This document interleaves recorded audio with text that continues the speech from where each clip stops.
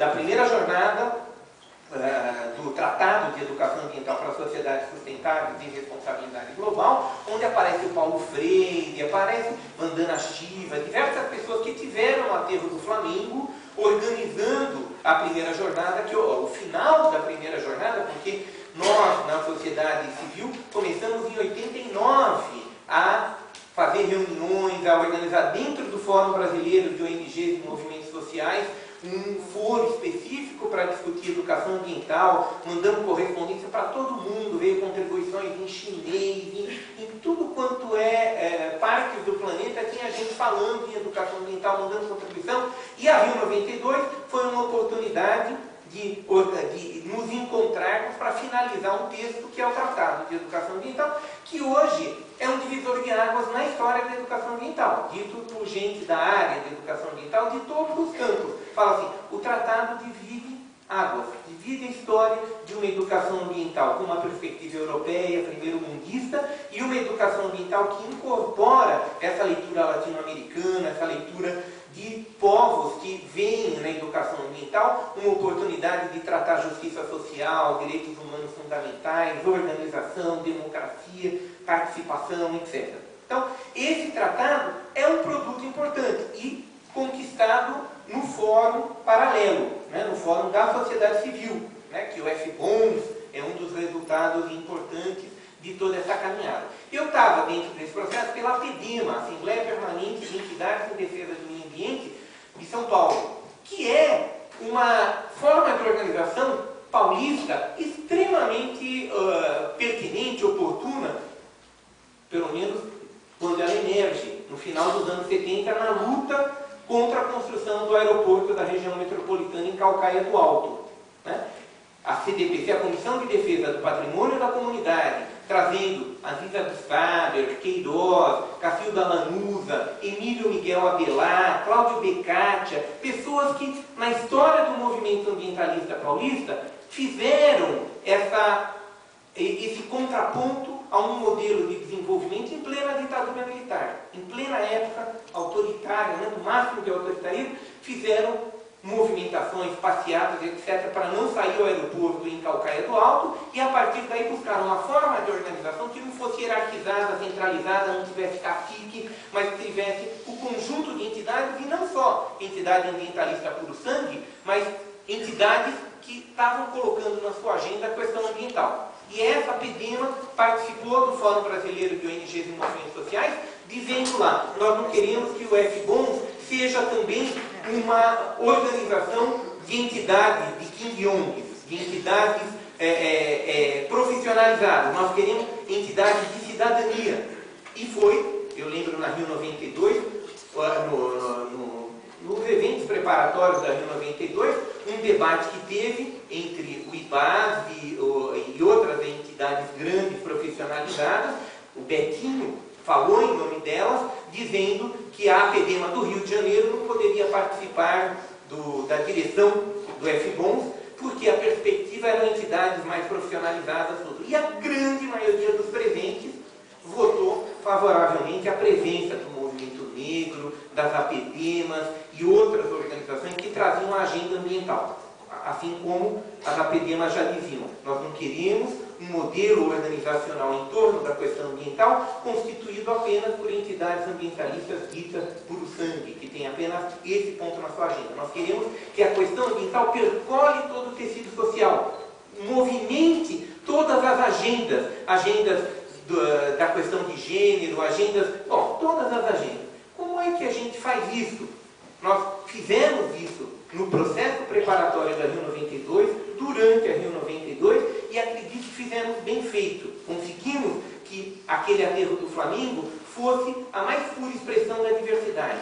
Os diversos tratados que foram ali elaborados pela sociedade civil organizada e os movimentos sociais são tratados extremamente importantes e desconhecidos, porque a gente fez o livro dos tratados e quase ninguém conhece esse livro, esses documentos, esses textos ali formulados. Mesmo de educação ambiental, eu digo, ele é divisor de águas, por quem é da área, por quem é pesquisador, que faz essa interpretação, mas você chega na grande massa de educadoras e educadores que conhecem o tratado, principalmente fora do Brasil, pouca gente conhece.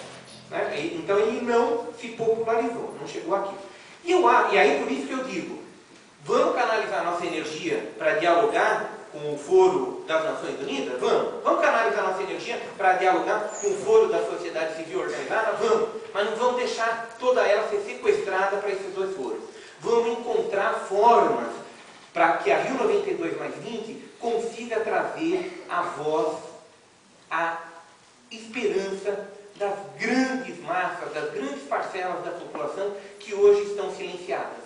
Se nós não conseguirmos que o foro da Rio 92+20 possibilite a expressão dessas parcelas da população que estão fazendo a primavera árabe, dos países árabes, dessas parcelas da população que estão fazendo o movimento dos indignados na Espanha, dessas parcelas da população que fazem a Marcha da Liberdade, a Marcha da Maconha aqui em São Paulo, essas parcelas da população que estão protestando contra a mudança no Código Florestal. Faz-se uma pesquisa onde 80% da população não quer a mudança do Código Florestal e 410 deputados votam pela mudança do Código Florestal. Então, há um descompasso muito grande entre o que a grande maioria da sociedade humana hoje necessita, quer, precisa. A grande maioria da sociedade humana torce o nariz, torce a cabeça quando se fala em política e políticos, mas a nossa forma de organização é essa.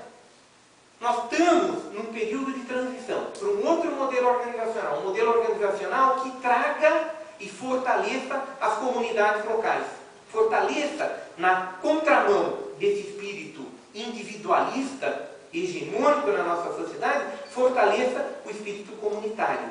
Não a comunidade do Orkut, não a comunidade do condomínio, não apenas, talvez, mas a comunidade dos laços de afetividade, de companheirismo, de fazer junto, etc. Como é que a gente faz desse processo da Rio 92+20 um processo que dê espaço para tudo isso, que fomente tudo isso? Então, a minha expectativa em relação ao Comitê Paulista, em relação à nossa atuação, à nossa articulação, é que a gente encontre mecanismos para estimular, por um lado, o envolvimento daqueles que gostam com o evento de governo, por outro com esse do foro, né, da sociedade civil organizada, mas acima de tudo, que crie o espaço de expressão dessa diversidade de vozes que em toda a sociedade humana busca caminhos diferenciados para ser feliz, né? Caminhos diferenciados de organização política, caminhos diferenciados de realização humana e caminhos diferenciados de sustentabilidade da vida no planeta. O que a gente tem visto é uma caminhada na direção contrária a isso. Como é que nós, usando dos meios que nós temos hoje de comunicação eletrônica, hoje a gente consegue conversar com o pessoal, com a juventude que está lá na primavera dos países árabes. A gente consegue dizer para eles que a nossa luta tem muito a ver com a luta deles. Mesmo que sejam conjunturas diferentes, aqueles jovens, 1.500, 2.000, 3.000, que saíram na Avenida Paulista, tomaram porrada e na semana seguinte foram lá de novo e disseram: a nossa bandeira inicial era a bandeira pela liberdade e pela descriminalização da maconha, mas o que estava por trás da nossa bandeira era algo que transcende os gostos, as adesões ideológicas, era algo que tem a ver com liberdade de expressão, com liberdade democrática, com multiplicidade de agendas. Então, quando esses jovens percebem que os indignados na Espanha, ao fazerem aquele acampamento maravilhoso nas praças públicas da Espanha, ao fazerem as passeatas, e ao dizerem como palavra de ordem central aquele, não tinha uma palavra de ordem, todas as palavras de ordem, mas uma palavra de ordem central, expressa em todas as cidades que manifestaram na Espanha, era: ninguém nos representa. A gente faz democracia nesse modelo de organização sem ninguém nos representar. Né? O Norberto Bobbio fala: vocês são viajantes. Né? Como é que vocês querem pôr 7 bilhões de humanos numa praça pública para levantar a mão para votar? 190 milhões de brasileiros ou 10 milhões de paulistanos, né, para votar todo dia? Não dá. O Dalmo da Live, um professor daqui, falou: não dá para ter uma assembleia em praça pública todo dia, mas dá para fazer algo semelhante ao que a gente faz toda semana, votando na loteria esportiva quais são os times que vão ganhar. Né? Então, vamos colocar nas casas lotéricas também a possibilidade de tomada de decisão sobre o bem público, sobre coisas que afetam a todos. A televisão entra na casa de todo mundo para trazer um monte de coisas do mercado, que ela traga também coisas da comunidade, que ela faça a possibilidade de instruir a tomada de decisão das pessoas por meio dos meios eletrônicos, televisão, internet, etc. E que as pessoas, uma vez por semana, uma vez cada 15 dias, uma vez por semestre, vão na escola pública ou na casa lotérica e digam: eu acho que o dinheiro público deve ser usado dessa forma, daquela forma. Quer dizer, nós podemos avançar no sentido de tomada de decisão participativa que não depende apenas desses velhos modelos desgastados de representação, onde a gente vota a cada 4 anos, 5 ou 6, no menos ruim dos candidatos, e ele acha que teve um cheque em branco para nos representar a todo dia, a toda hora. Então, o modelo organizacional para tomada de decisão está em jogo. Quando a gente fala na Rio 92 mais 20, a gente já falava isso na Rio 92, mas não com tanta clareza quanto hoje. 20 anos depois, me parece que as mobilizações das sociedades humanas estão demonstrando que o que está em pauta quando a gente está discutindo a questão ambiental é como é que as humanidades que habitam esse planeta se organizam para decidir junto e de forma inclusiva, uma inclusão radical daqueles que estão hoje silenciados e de forma coordenada. Como é que a gente decide sobre o bem comum, sobre os espaços coletivos que vão do ar que nós respiramos, à água que nós bebemos, ao questionamento do copinho plástico, do nonilfenol, do fitalato, do bisfenol, que ao eu beber aqui, uma coisinha lá no fundo do meu garganta, falando: será que você está consumindo mais um pouquinho de fitalato? Será que esse fitalato vai produzir o estrógeno fraco dentro de mim e vai diminuir a minha fertilidade? Vai aumentar a possibilidade de eu ter câncer de próstata?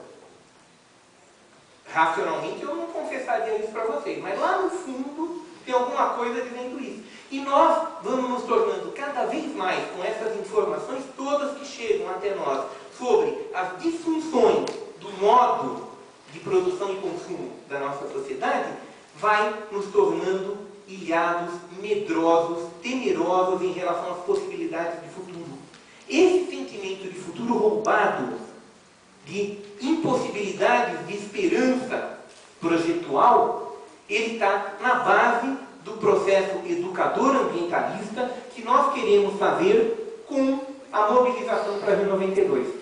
A mobilização para Rio 92, mais do que fazer novos tratados, novos documentos, esperar que os governantes tirem os documentos que respondam a tudo isso que nós estamos falando, ela tem que ser um processo pedagógico, um processo potencializador dos humanos para eles falarem: nós podemos construir um modo de vida diferente, nós podemos construir um tipo de sociedade diferente.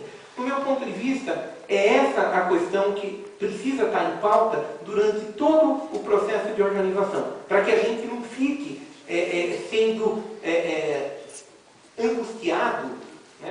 A gente não fique o tempo inteiro ansioso sobre como é que nós vamos fazer os governantes aprovar um documento que diga alguma coisa. É importante, legal, vai ter gente fazendo isso, nós já temos em todas as vidas pessoas comprometidas com isso, vamos fortalecer. Mas mais do que isso como é que nós fazemos o processo preparatório da Rio 92 mais 20, um processo pedagógico, um processo, portanto, de educação ambiental, que discuta a temática ambiental de forma ampliada. Discutir a temática de forma ampliada, a temática ambiental de forma ampliada, é compreender que ela tem a ver com a organização dos humanos, ela tem a ver com o sequestro da nossa esperança projetual, ela tem a ver com a potencialização de cada indivíduo, de cada grupo social, para ele tomar nas mãos a construção de sociedades sustentáveis, para ele tomar nas mãos a construção de alternativas de desenvolvimento, de felicidade humana, feita a partir do micro-local, conectado com essa ambição de sermos uma humanidade sintonizada na construção do bem comum e de um futuro melhor. Então eu agradeço essa oportunidade da fala, desses 20 minutos, né? Espero que eu tenha ficado nos 20 minutos. E fico aqui à disposição até o final da manhã para a gente entrar no debate, né?